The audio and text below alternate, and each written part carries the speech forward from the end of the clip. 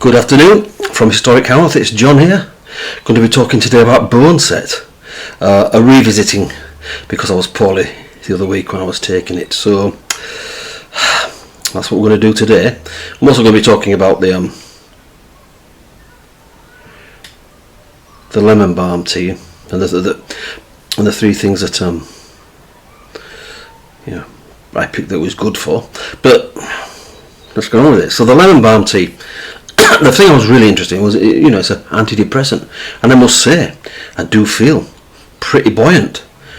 I have been all week, and I think that it's down to that. I think,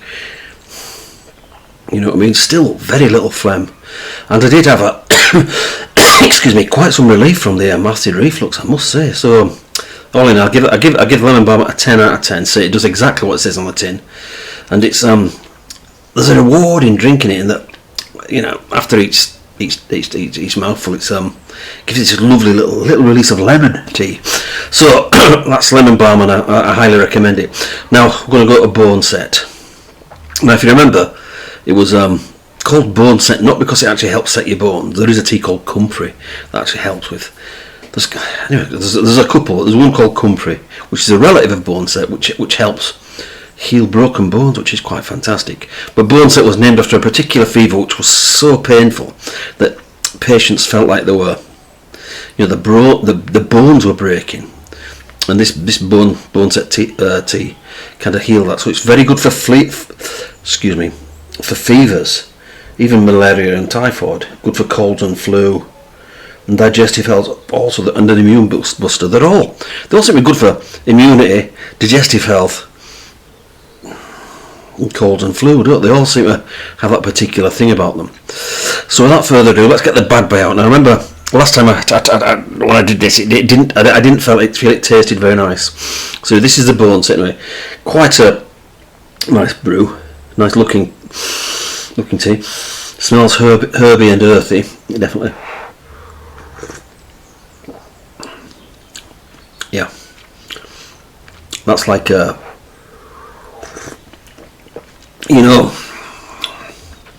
you get those bitter leaf salads, chicory and all that kind of stuff. It's like that. It's very, very bitter.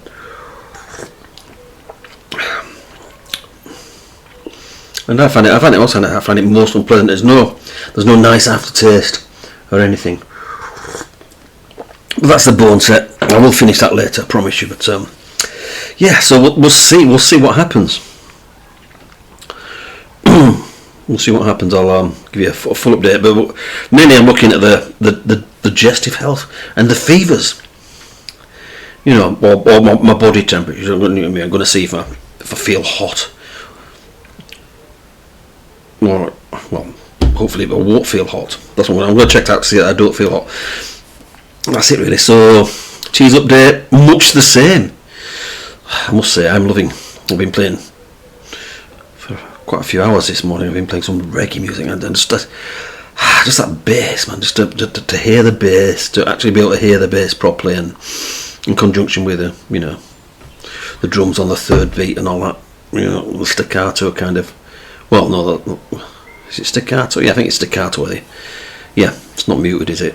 It's staccato with the stop of the guitar. But anyway, yeah, I'm just really loving it, really appreciating it with the sound bar, of course.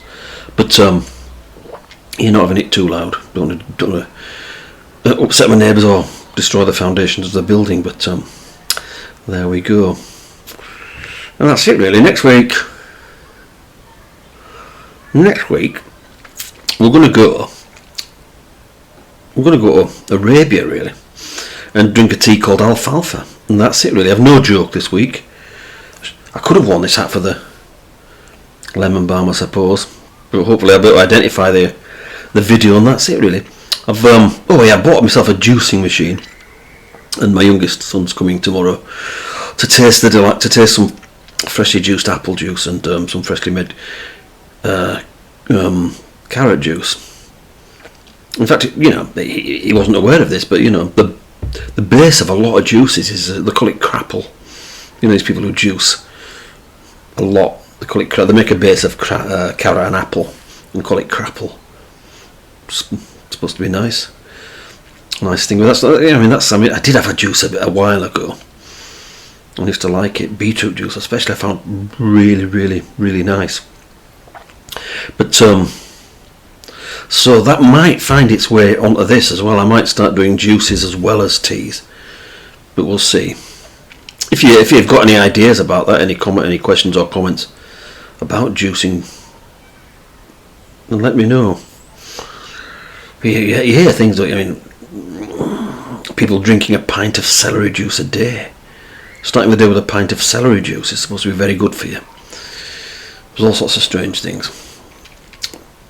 And it's like me. I will try. I won't let the taste of something put me off, really. Some people say kale juice, onion juice, garlic juice, horrible juices.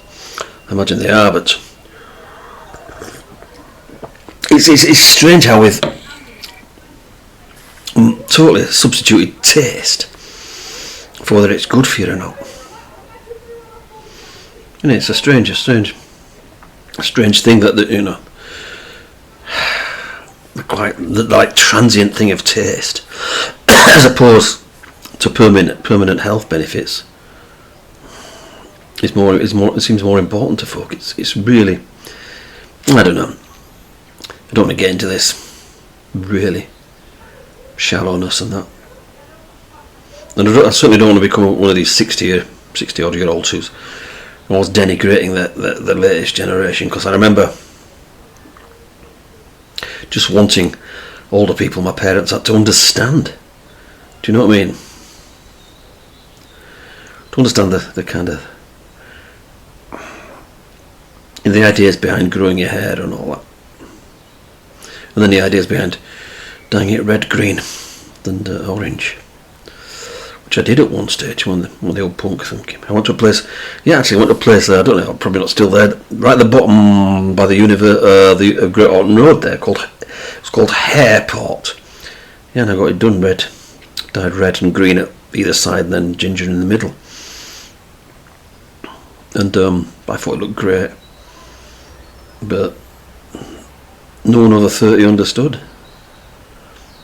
And it's quite interesting about where you are in time, isn't it? Where you were between. It seems to be between about 14 and 20, doesn't 24, 22, maybe, yeah. It seems to be that could define you for the rest of your life. You talk to people, you talk to people from the 80s and the 90s and that.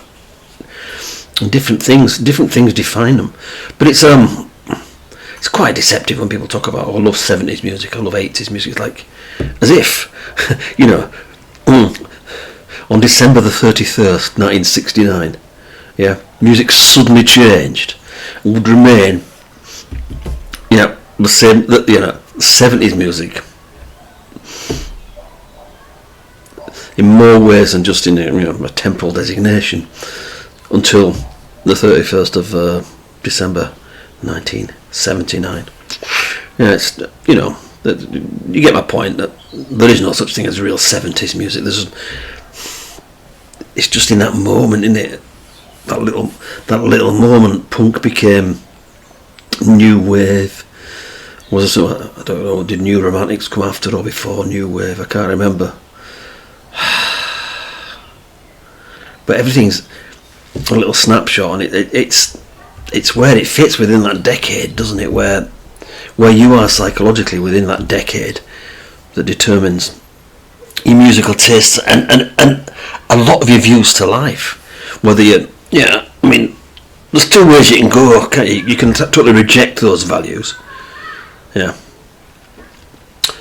or totally embrace them. Right. That's what seems to happen. Anyway, I seem to have waffled on a bit. So next week